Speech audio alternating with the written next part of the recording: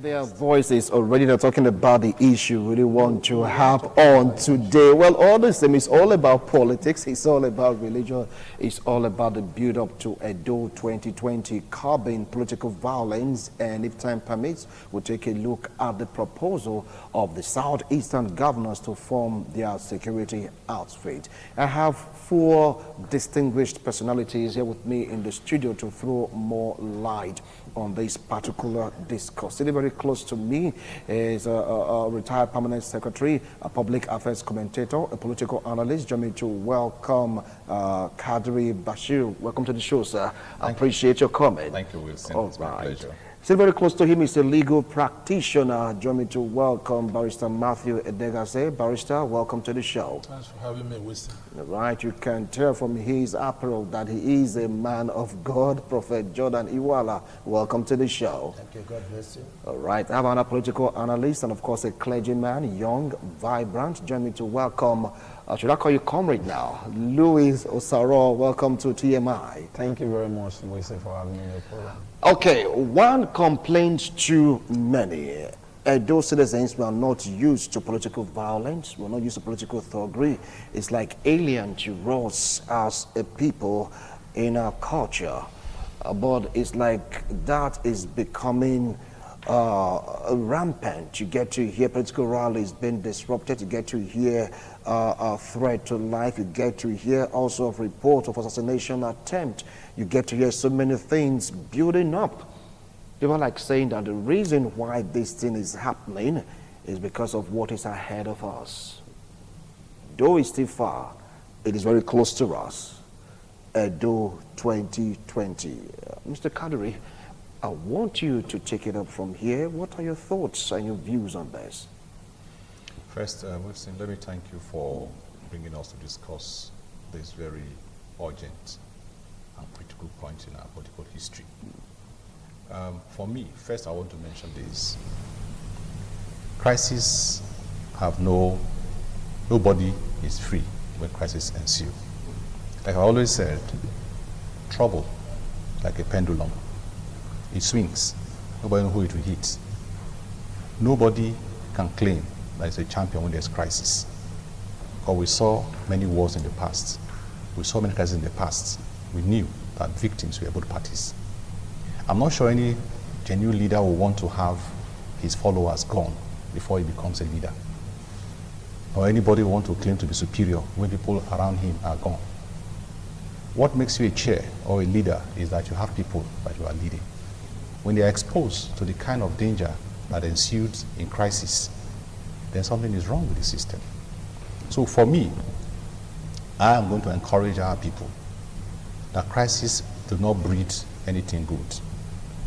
The winner will not have friends to relate with after the crisis. The loser will not forget the trouble. Both of them will be losers because there's no crisis in the world that will not have losers. And both parties are losers because when you consider the implication of what happened and the historical dent that that will create, including placing in the mind of many that experience, the psychological trauma that people will pass through. Because when you hear something like a gunshot, there's no way you'll be comfortable no matter how strong you are. Even if you are carrying a big gun in your hand, a very strong gun in your hand, and you hear a gunshot somewhere, your nerves will stand. So for me, I want to crave indulgence of all the gladiators, wherever they are, whether they are known or unknown. You should please remember that when you shoot a bullet, you don't know who it's going to hit. The story of 3 bullets does not mean that you have an address. Any man can be hit. It could be your own brother, it could be your own cousin. After the trouble, what now happens? Where do you enter? So for me, it is not worthy of all of this theater of staccato, if you like, keeping everybody on the alert. I think what is important is that let us sit back. That time we spend in this kind of crisis, let's spend it in reasoning. How do we take our state out of this point? How do we take us to the next level that we are dreaming to get to? Okay, I'll come back to you. Barrister Matthew, you heard him. Those citizens, they are apprehensive about what will transpire come the time of the governorship election, and they are so not wanting to look forward to what to expect. What do you feel about this? There is one antidote to this whole unnecessary intrigues. The signing of the Electoral Act, amended Electoral Acts, the bill into law by the president. Nobody can explain why he's still not willing to do what is very simple task of appending his signature to a law that is already passed by the parliamentarians. That is the panacea to this whole unnecessary problem that we're encountering. Election will not be war if people, the actors have no opportunity to manipulate the process. It will go seamlessly. It's only when people have the belief and the conviction that they can dictate the outcome of an election that they begin to work towards it in a very lawless manner. And most of the time, violence is deployed as a tool. So to avoid all this unnecessary seasonal violence, when the election is around the corner, when the election is taking place, let the electoral process be so sanitized with the enabling laws so that nobody will have hold over the process except the law. So long they keep sitting on that amended electoral act, the gladiator will always want to cash in on the available loopholes to exhibit their tendencies, which are undemocratic. You cannot cure a sickness by treating the symptoms. I think there should be a holistic approach. Remove the opportunity for these tendencies to be exhibited. The thing will be nipped in the bud. Right. You talked about the electoral act. If they can put it into law, that will cause a kind of electoral violence or election-related violence. Okay, fine. I'll come back to you. Prophet Jordan Iwala, you've been smiling while we were talking. Could you please give expressions to your smile? Thank you very much. Yeah. The essence of the entire struggle and violence and all that is because of the excess in our system. I'm talking about excess money, surplus in the economy. That is the essence of the whole struggle. If there is no surplus in the economy, everybody will mind his business, and nobody will want to serve anybody the way they are claiming they are serving us. So the issue of violence and all that, they are all, trying to go in and share the money. So, like Donald Trump, I think I read yesterday, was saying, give African man little money, they will kill themselves. That is what we are experiencing. Look at Nigeria generally on fire because of politics. I have advocated here before that why not we move away from this democracy and come back to our African method so that we can have peace. Must we borrow everything? So all of this, okay, take a look at maybe the Oba of Benin now ruling Edo State. Nobody will have violence, nobody will cause any havoc. But because we have borrowed a foreign concept into our African nature, and it is not going down well. So the day we enter into thorough accountability, checkmating the excesses or the surpluses in the economy, everybody will go back to his business, and there will be no more violence, there will be no more problems. All right. Luis, did you share a different opinion? Mr. Wilson, I want to say thank you. And first and foremost, I want to add to what Prophet have just said, our esteemed Prophet has said. The genesis of, it's good for we to have a view of where we are going. It is very sacrosanct that we know the genesis of the problem. Insecurity that is emanating by as a result of EDO 2020 in view is all boils down to greed. It boils down to selfish interest. And that is why you see the whole political system moving towards one party system. That is why you see everybody wants to be in a winning ship because of personal interest. So if you want to salvage this situation, I think it will be very good to first identify Democrats, people who really want to serve the people and people who want to serve themselves, people who want to serve their family and people who want to make a societal impact. All right? Now, as it is, today in Edo State, it's like a one-party system. Why do I say that? You see religious leaders coming around to pray for a particular political party because of the crisis within the political party. Traditional rulers putting themselves on a fast to ensure that the crisis within the political party is resolved. And that means everybody's mind has been configured towards a one-party system. So, and that one-party system seems to be like is the ruling party, where everybody feels, if I am here, my interest, my push will gain ground, and then I'll be able to service my family and others. So it is selfish interest altogether. And if security, if adult people must ensure that there is security, then there's need for orientation, because violence is being constituted by youth, and after election, these youth are termed as thugs. So I think there will be need for adult people to know that 2020 is not worth dying for, and there should be a pivot turn to having a moral value and a different perspective towards this issue. All right, now from what you said is because the mind of Edo citizens are channeled into a one-party system. Then you get to see religious leaders, traditional rulers trying to pray, trying to fast, doing everything possible to make sure that the crisis in this party is resolved. And he talked about greed also, every man looking out for himself. What are your views on that? Well, let me say this. I try to give a general overview. Yeah. I'm trying to raise our psyche and change our perception. That's why I was talking about the issues of war and the trouble. Now, you see, Nigerian politics in the recent past have not been built on ideological definition. And that's the truth. A lot of the political drive you see today, they are not ideologically driven. What is driven is the stomach ideology. If you like, what they call infrastructure. Because if you ask me, quite frankly, in many other climes of the world, I remain a Democrat. It can be 50-something years I have been in politics. I remain a Democrat. I will not change. Because I'm guided by ideology. And my entry in the party was because that's my ideological belief. This country had suffered the fate because in the last 20 years, or thereabout, 20 years now, since democracy, this phase came, 20 years. About 20 years now, we have had the experience of this exodus, that it is where the good is that I go to. Some don't even have any moral. Some thought that people don't even see them. Some even thought that they are alone in the whole world, that they are smarter than everybody else.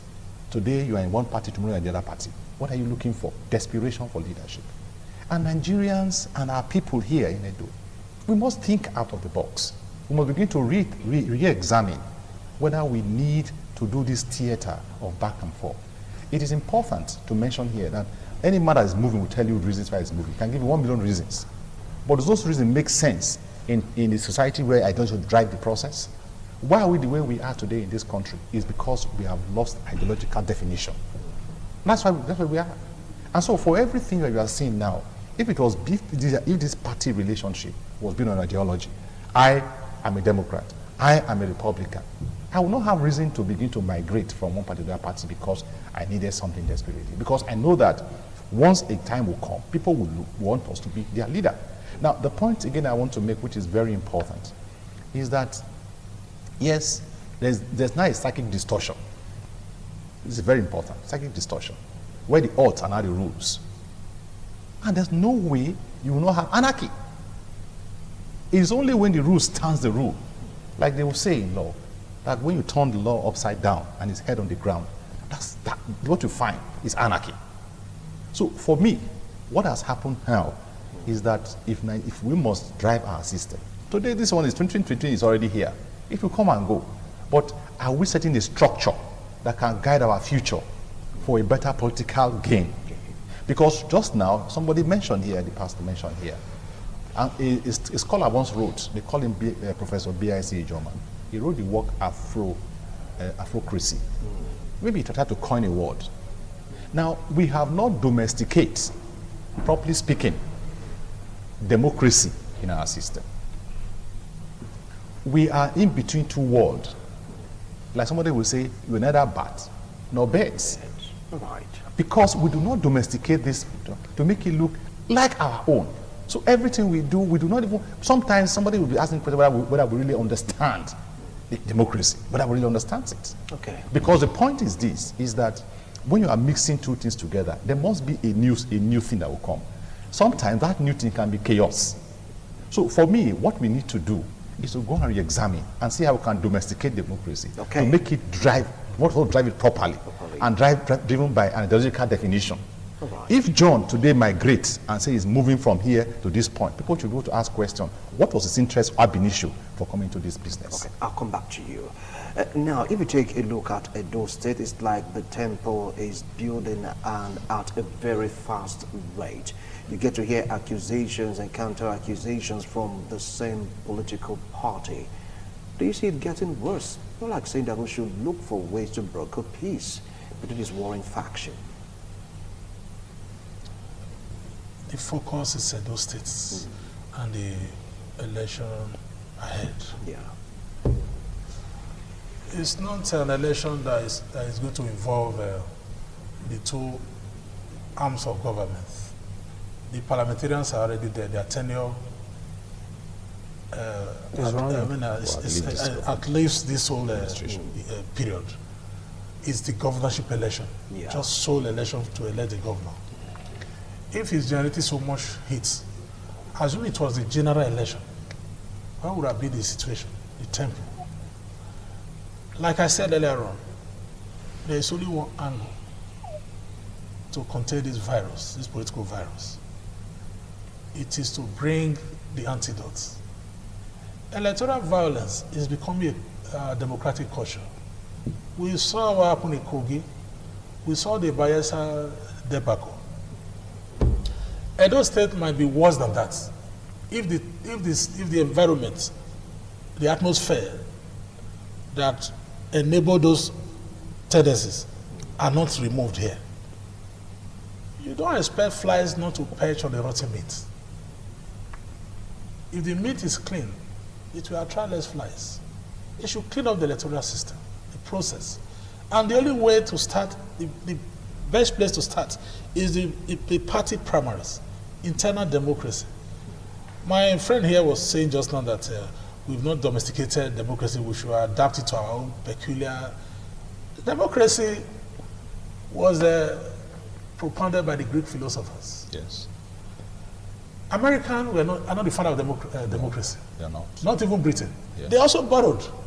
So if their own is festering, why are we not able to adapt the same process?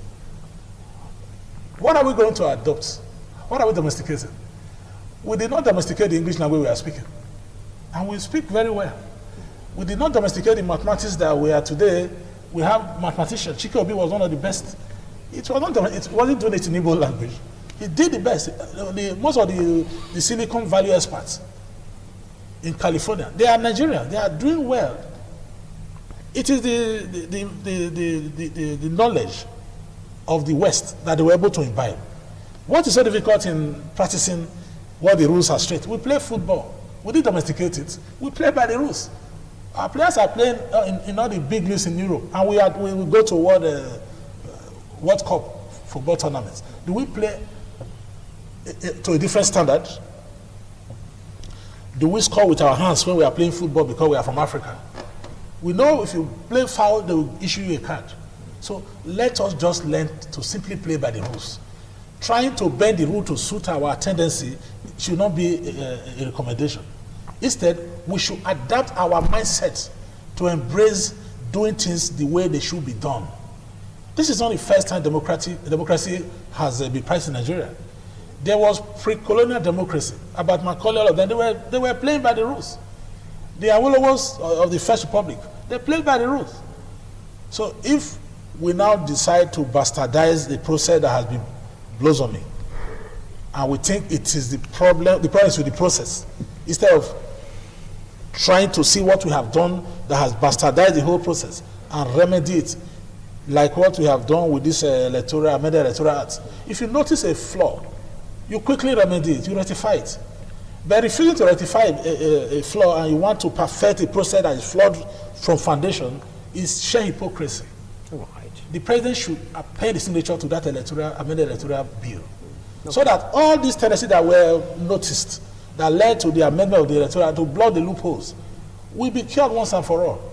Trying to do otherwise is like begging the question. We cannot be inflicting injury and be saying we don't like the pain. Pain goes with injury. Pain goes with injury. Yes. Now, let me come to you, Prophet. Now, if you take a look at Edo State, it is like on a shaky ground when you talk about security because persons have been threatened. You get to watch the news, you get to hear or see assassination attempt. And you go to other parts too of the state, you get to see supporters of various political parties talking tough. He said the Electoral Act bill, if it's amended, is going to nip this in the bud. But in the case of Edo State, 2020 is here with us already. He also talked about party having one mentality of a political party. Now, do you think that if a person chooses to devote his or her mind from political attachment to a political party, do you think that will be part of the solution in this quagmire of finding ourselves in Edo State? It is quite unfortunate. We don't even have political parties. We don't even have, because political parties has to do with ideologies. All of them are saying the same thing and not doing anything. They are saying the same thing, not doing anything. Promising us road and light and air condition in the air and that, and nothing has been done. Now, the same message, the same manifestos. They are not living up to that. That is, by the way, like the barrister, mentioned. I wish that our electoral system, can be monitored by the international community. INEC becoming maybe United Nations body like, coming to conduct elections here. That would have been very beautiful. People with conscience can come in. But within us, we cannot do it well. We can't get it right. Instead, we'll keep digging the hole for everybody to die. Look at Nigeria now on fire, bombing everywhere, all in the name of politics. Then, coming to the other hand, the religious leaders have not really done well the way I expected. These people, are they not from churches and from mosques? What are the imams doing? What are their pastors doing? By telling them the truth. How can you continue this way? Is this what we are teaching you? Destroying lives everywhere. It is unfortunate. In fact, Africa, we need to, I don't know whether to die and come back to life again, to start a new beginning. Because if anybody is asking for change, I don't think change is possible. Everybody wants to be a millionaire. Politics is now the highest business. Everybody wants to be the president and want to be the governor at the same time. Is it possible? It's not possible. And okay, if you, because we are here now, I published my prophecies for the year. The state is inside. This is what we're discussing. I don't want to go into that. How it is going to be, what will be the outcome, the crisis. And I gave warning on the newspaper regarding this now we are saying. I have the paper here. But they wouldn't listen. Like I said earlier, we need to have a paradigm shift from this democracy. Like my brother said, either to domesticate it or we sincerely borrow it holistically. Attach the accountability that goes with democracy. I wonder how the Western world look at us. With all the knowledge of what I say, we are speaking English well, we copying everything football well. But this one we're not copying well because money is attached to this one. Money is attached to this one. It's all about the money. Money. Surplus in the economy. I said earlier. That is the problem. All right. The day they might not surplus, maybe making the political profit and accountability, putting it in order. Everybody will run away and leave politics and go back to their businesses. All right. Now, let me come to you, Sarah Lewis. From what is going on right now, there is a ban on political gathering. The reason is because of security reports and they want peace in Edo State. Do you think that is the right step to curb this violence? Thank you very much. For me, banning rallies is not the right step, because this crisis in question is within a political party, and as such, we should not use the problem of one political party to tie others down. I don't want to agree with my reverend, my prophet here, that there are no political parties. There are political parties established and registered with INEC that exist with manifestos, victions, and precedent, the modus operandi of those political parties. But the problem we have is that we don't have leaders to even lead the party and the people. Not because there are excesses in the excesses or surplus, but because they have this mindset that power should be used for their interest and that of their immediate family. So if the state government is placing ban on political rallies, it means they have also buy into the idea, key into the idea that the whole system is controlled and should be configured to one political party system, and that is not democracy. So which means if other parties are having this same crisis, this same weight of crisis that is rocking one political party right now, then they would have been on fire. They would have been walking the streets, seeing dead bodies on the streets. Yesterday there was a PDP erupted in. You understand what I'm trying to say? So what I'm trying to say here is that placing ban on political rallies is like telling other political parties not to have their own push because you are having crisis in your political party, and it's wrong. Right, and it's wrong. Do you share the same opinion and views? Because right now, from a situation reports from intelligence gathering, they said, look, that will just be the spark that will light up the fire. Now, let me first of all quickly make some few remarks before I respond to your question. You see, there's no way I can come to you, Wilson. We slept in the same bed, that we can think the same way. You dream and I dreamt. My own dream is my own. I can explain my dream. You can explain your dream. A time for me to explain your own dream will make me a stranger. Now, where I'm going to is this. The entire concept of democracy was configured in the then Greek era. But that has since been evolved over time, such that it's getting domesticated in several countries where it's been practiced. I will tell you this. The original concept of democracy was that we all come out in one single field and we vote. That is not possible now. You know, I don't see how we can have 100 and something million people, even 40 million people to come out in one space, then there will be crisis. Now, every country is beginning to domesticate it to suit its own peculiarity and its thoughts. Now, what has happened here is this, is that because we believe that whatever is a white man is sacrosanct, whatever is black is demonic. And so we set ourselves into this deliberate place where we feel that if it's white man, then we must do it exactly the way he's doing it. If it's not that, then something is wrong. Why are we having amendments in the law?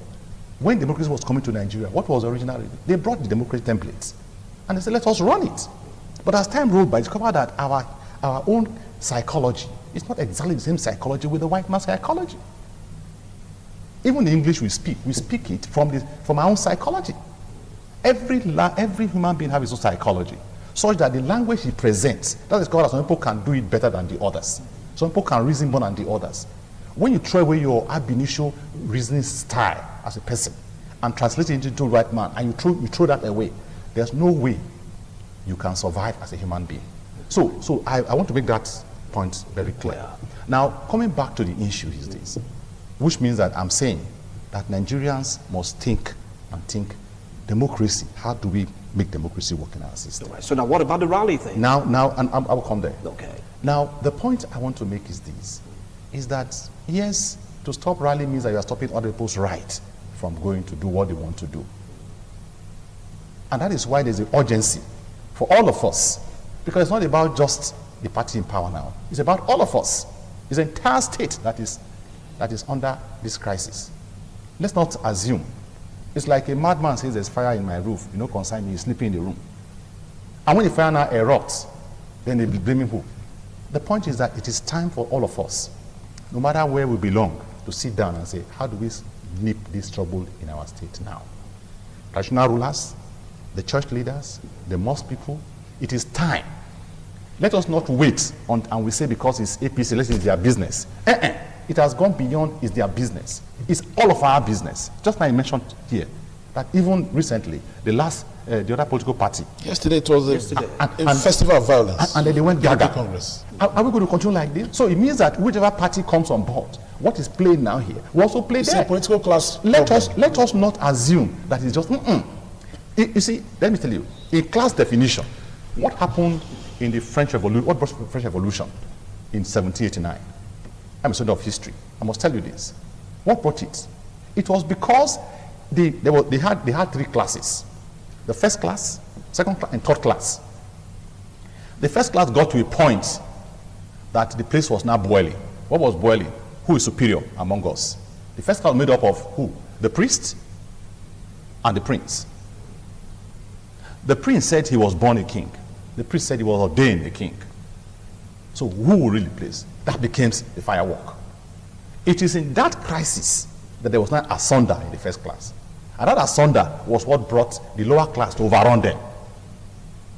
And before you call Jihad, there was a revolution. That's a country where a man who is a third-class citizen cannot dare go to the market where first class go to. It got to that point. And that the third class are made to go and fight war and do all kinds of things in the suburbs. The middle class, second class, was virtually surviving. And the first class, what is happening now is that everybody believes that if I'm here, I am the one. I dictate it. The country's funds is my personal estate. I decide who I give to, who I will not give to. And everybody is looking at that. All right. Even in Nigeria here, we are talking about today now, there are still people who are leaders. There are people who are leaders, clear-headed people. Okay? So the point I'm making is this, is that the people of Edo should not just sit back and say this is just the party business. It's not our business. Because it will come. There's nowhere in the world that things like this happen that people will not begin to think. If they don't think, they'll be forced to succumb to the circumstance that will ensue after the problem. Okay, now you talked about the violence. Would you want to agree with the fact that since there's a ban in rally, the government is right for placing such a ban because of what transpired yesterday in the political party? It's because we have developed a culture of working against the laws of the land, rules and regulations. And the only natural fruit it will bear is anarchy and violence. That is the offspring of anarchy all over the world. Let me ask you, even the electoral are provided for period for electionary campaigns. What happened in Nigeria is that after you win election, campaign starts immediately. Your first day of assuming office, inauguration, you start campaign again. You have not even sat down to think of how you're going to deliver on the mandate given to you. You start another round of campaign. It's against the electoral act, all the extant laws. It's unconstitutional. I do not even understand why there should be rallies. When ban has not been lifted by INEC, they've not flagged off the timetable for elections. You are organizing rallies all over the place. That itself is lawlessness. So the idea of even placing a ban on an illegal activity is surplusage. It doesn't give credence to it. It's like there's ban on armed robbery, ban on pickpocketing. These are things they shouldn't happen. So the word ban is just applying. Is bogus. It is a lawless thing. It's not supported by any law that you should be holding rallies when they have not lifted the ban for campaigns. Then you are now asking for a right to do what is wrong.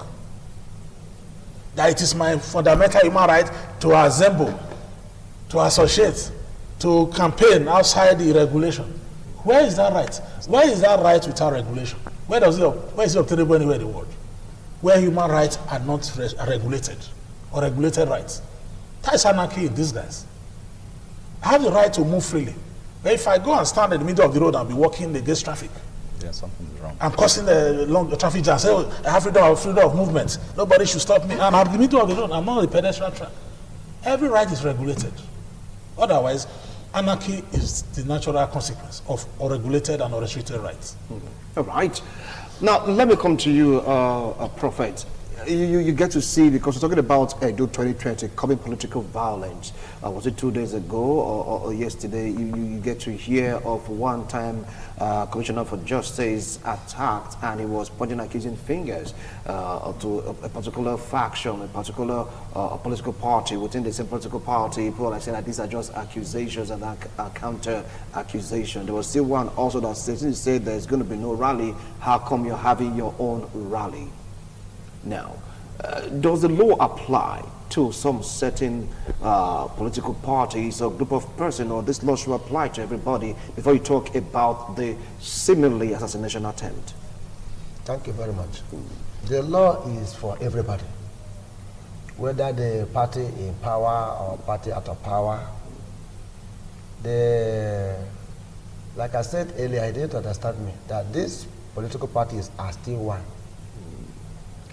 If you watch the former PDP candidate is now in APC. They are now in APC. So they are one people. Whether you call it 99 parties, they are one people. Moving, if they are cheated, they move away. If they promise something, they come back again. One people, one manifesto, one vision. One mindset. One mindset of looting. One mindset of extortion.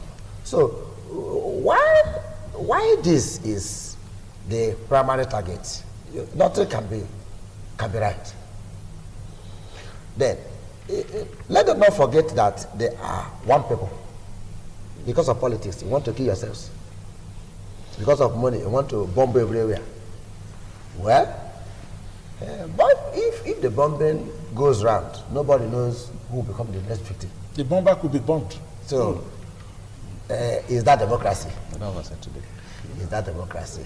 Then the idea of not holding rallies, the ingredients of democracy have been defeated too. They are no longer there. If you ban rallies, how will they now sensitize the people and then come up to vote?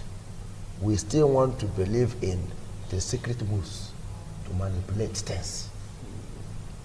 We still need to define democracy the way it is, or we bring it back home in our own way. Or, in fact, like I always say, we know what to do. We know the right thing to do, but we don't want to do it because of selfishness, because of personal gain. And how long can we continue like this? We cannot continue this way. We cannot. We cannot continue this way. I'm going to ask you the same question, now taking it from the accusation, from the angle of the assassination attempt. According to former Commissioner for Justice, Barrister Henry Idagbo, according to report, he was attacked. You get to see sporadic gunshots here and there. From your own assessment, is it going to be the first of so many, or it can be nipped in the bud right now? Thank you very much. I want to quickly add to what my prophet has said. Yeah. Now I understand when he said there are no political parties. Because the concept is wrong of those who currently mount the corridors of power. Our barrister was trying to give us a legal definition to the procedure, the legal procedure and process that should be undertaken before rallies are opened. It should have been declared by INEC. You are not permitted to go out for rallies and all that. That doesn't stop you from holding your meetings and gatherings as a political party even before rallies are being lifted. But if you check the system, the same people who place ban on rally are still breaking the rallies. So you see, the mindset of the leaders we have today, who first don't even have a legal aspect of what they are doing, is wrong. Because if they have a legal aspect of what they are doing, you will not place ban on something like you said is illegal, it's not yet time for it. You place ban because you don't know the laws and regulations guiding it because of your own personal push. And at the end, you came to it came to a point that it's not even supposed to be banned. That you not place ban on it is the reason people are not breaking the law.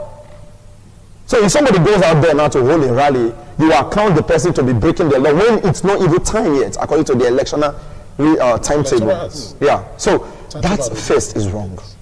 Then coming back to the issue of security and attempt assassination of former Commissioner for Justice, Barrister Henry Edeagbo. My brother, I would say this right here and now that the crisis rocking Edo State, I don't want to be specific about APC or PDP or any other political party. If our mindset is not changed, and our view towards leadership and politics is not changed, this is just the beginning. Permit me to say this is the beginning, because people are desperate and they will go desperate to ensure that their quest of selfish interest is actualized. But if you ask me what would be the laudable solution to these all problems, I would think it is high time there should be a turn in the system. Oga was trying to make analysis of the system about the French Revolution in 1789, the first class, the second class, and the third class. In Nigeria, we don't have those class definitions. We only have the upper and the lower class. And those persons who are the lower class are used in the time of election to ensure that the people at the upper class get their interests registered. And at the end of it all, they do away with them until election time, where they have to pay them stipends at the day of election just to be able to get their vote again. I think it is high time for we to start thinking about bringing youth into governance, bringing fresh ideas, bringing fresh people to take and to march the corridors of power. And first, these people will have to be oriented and they would have to be taught the modus operandi of what democracy is and how it operates. All right. I think for me, fresh blood, fresh idea, fresh concept should be introduced, and it should do something better than those. Fresh blood, fresh ideas should be introduced. Now, you said this may just be the beginning if time isn't taken. If time is not really appropriated to curb this, to make it stop. What are your feelings on that? Now, let me say this, Wilson. You see, when you look at history, history makes no mistake. We make the mistake, but history will record our activities as human beings. Nigerian political violence has been part of Nigerian history from the very beginning. All right, now you just hold on now. Yes. Hold on, we want to go for a break. When we return, we'll continue with this discussion. Do stay tuned. TMI, every opinion counts. Thank you so much for staying tuned. Like what I said before, we'll have enough time to dive into the southeastern governors trying to form their own security outfit. Is just a proposal, but time will not permit us. So we're going to call it a wrap on this segment, talking about Build Up to Edo 2020, curbing political violence. Too many emanating from different quarters, and Edo citizens are apprehensive. Now, let me come to you, Comrade Kadri. Many attempts, many complaints, fear heightened. Do you see this election witnessing unprecedented turnout of voters if this continues? Well, first I'll tell you, Wilson, that crisis breeds no good child, no matter how you paint it.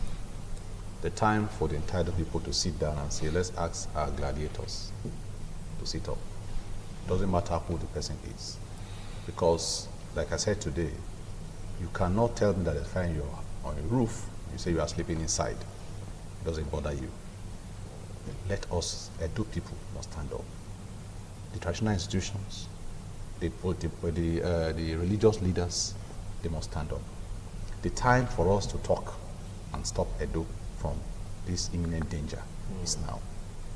Whoever the person is, wherever they are, let's also address this matter. Because for me, other states have their experience, but we cannot allow Edo State to go that end. If you are strong, please remember that you are always strong because you have people that are believing in you. If you are weak, remember that your weakness is not just your own creation, and that all of us require each other at one time or the other to make Edo a great place. If it goes into tumor, nobody knows who it will hit. And I beg everybody in this state that we must think before we begin to act. Because history will not forgive us that this generation we created problems that become reference points for our future. Thank you so much, Comrade Kadri Bashir. And Barrister Matthew, they can say your last line on this, your advice, because people are apprehensive already. I heard my friends say, Will, if this should continue, you won't see me coming out on that day. I don't want to carry what is not my property. I mean, people are scared already. Even if it takes 10 people to come out to cast their votes, the winner will still emerge. So turnout should not be the reason why we should not, why we should discourage violence. Violence should be condemned naturally, because the consequence of violence is antisocial. It's not profitable to any human society. And political violence is an aberration to democratic values. And to curb these tendencies, we must remove desperation from political participation. Election is not a do or die. It's a game like football match. You either win or you lose. And if you lose, you are alive to fight another time. So election should not be seen as a game of life and death. It's a call to service. And those who want to serve should not be monsters. Okay, thank you so much, Barrister. Prophet Jordan. The government should activate the relevant laws to checkmate the activities of violence, and people that constitute nuisance should be brought to the book. That is my position. All right. And Osaro.